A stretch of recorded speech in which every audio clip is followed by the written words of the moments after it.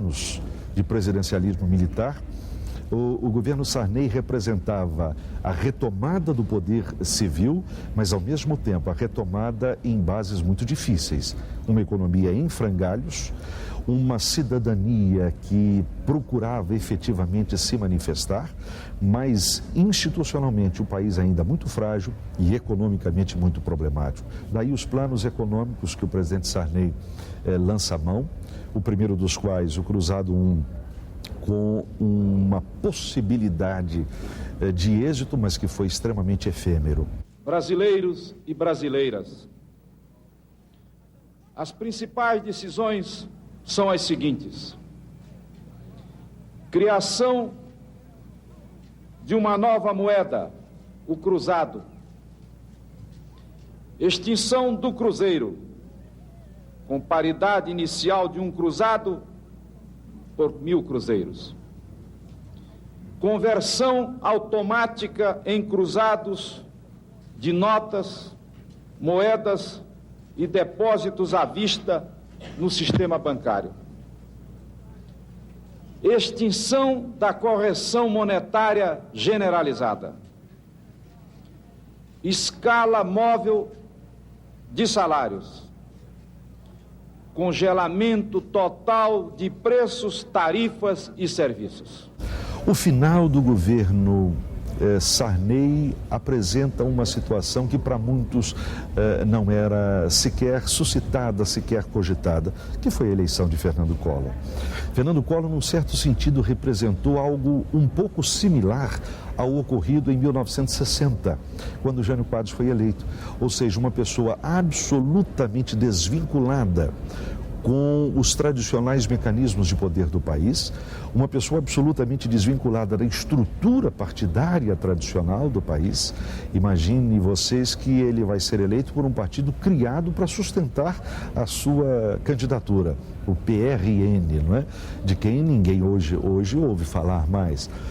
Mas vai ser, na verdade, a vitória do indivíduo que se apresenta como paladino da moralidade, da justiça e o grande salvador da pátria, a pessoa em condição de resgatar os miseráveis da situação em que se encontravam. Deu no que deu. Um governo de crise do começo ao fim, a começar pelo fato de que ele sempre demonstrou, em todos os seus momentos, ele na verdade cumpriu a metade do seu mandato, o despreparo para o exercício das funções e de enfrentamento da grave questão nacional e afora os desvios ou descaminhos que o novo núcleo de poder apresentou e que a Comissão Parlamentar de Inquérito desvelou e mostrou claramente ao país. Daí o impeachment. Foi o processo maior de afirmação democrática na história do Brasil. Aliás, no mundo inteiro, no regime presidencialista, talvez seja o exemplo mais bonito.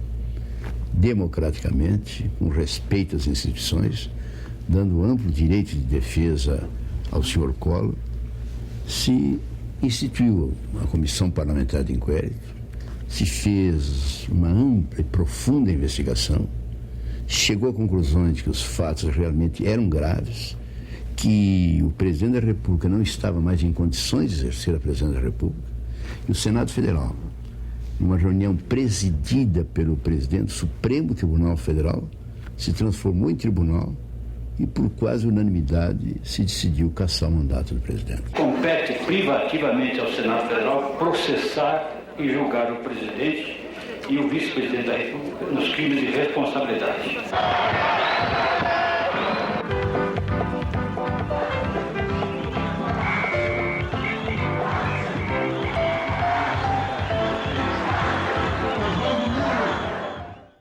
Foi um momento digno, foi um momento importante. Para o Congresso foi talvez o momento mais importante da vida dele, mas para a vida política brasileira também. As instituições políticas nacionais haviam alcançado uma solidez que normalmente não apresentavam. Ou seja, um presidente é pacificamente destituído do poder por uma série de equívocos ou crimes políticos cometidos, não é? Ou delitos políticos cometidos, enfim, ele é pacificamente destituído do poder, o vice-presidente eleito assume e segue a trajetória do país.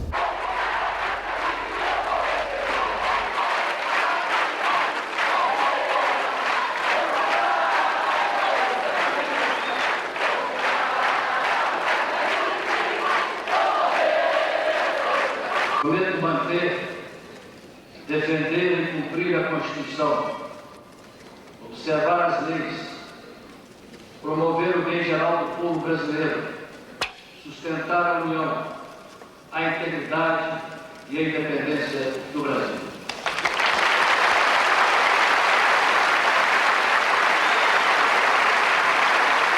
Itamar assume a presidência numa situação inédita, absolutamente inédita da vida brasileira, e teve a capacidade de, com muita simplicidade, fazer um governo de coalizão. É interessante observar isso. Itamar teve como seu líder na Câmara dos Deputados um político que vai ser do Partido Comunista e que depois seria o Partido Popular Socialista, o PPS. Depois de muito tempo, é um presidente que consegue sair vitorioso da presidência, com um nível de aprovação popular em torno de 80%, e que consegue eleger o seu sucessor, exatamente aquele que havia sido o seu ministro das Relações Exteriores e o seu ministro da Fazenda, o professor Fernando Henrique Cardoso.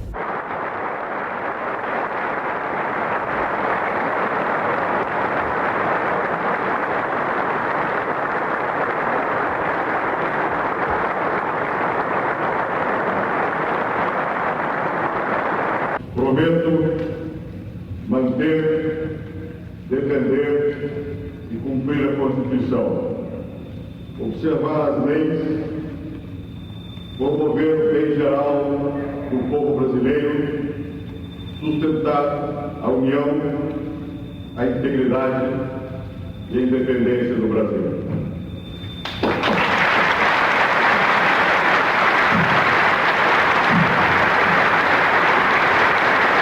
O primeiro mandato do governo Fernando Henrique Cardoso, a meu juízo, é muito mais importante pelo que não é aparente do que pelo que é aparente. O que não é aparente no governo Fernando Henrique? A mudança de rumo na orientação da política brasileira. A coragem de colocar o país como um país disposto a enfrentar os desafios de ser moderno, de deixar de ser subalterno por ter coragem de assumir e vencer os próprios complexos de inferioridade e se aventurar no mundo como um país competente. Tanto que o aspecto do governo dele mais desenvolvido é o menos conhecido, é o da educação. A não ser na campanha eleitoral, que fizeram lá uns 2 programas sobre o que se fez na educação, ninguém fala no que significa o esforço educacional do governo dele. É para agora? Não. Vai aparecer? Também não. Nenhum processo educacional mostra o seu resultado antes de 20 anos, pelo menos quando forma uma geração. Por quê? Porque na sociedade moderna, ele sabe muito bem, ele, o presidente, sabe, que sem competência não há sobrevivência. Então, ele está ousando tentar uma sociedade da competência. Fernando Henrique Cardoso é o primeiro presidente brasileiro a ser reeleito. A reeleição não estava prevista na Constituição de 1988, mas o Congresso aprovou uma emenda constitucional permitindo a reeleição para presidentes, governadores e prefeitos.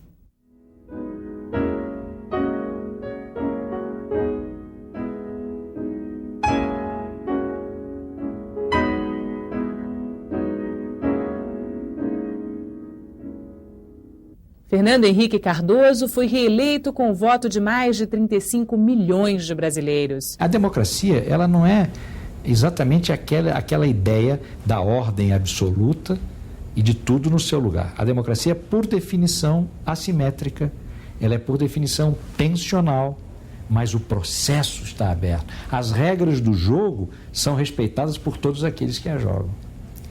Não se chega a isso sem sacrifício, não se chega a isso sem sofrimento. Na medida em que o presidente Fernando Henrique fortalece as instituições brasileiras e gera um Estado cada vez menos interferente e cada vez mais mediador, ele está dando a grande contribuição histórica.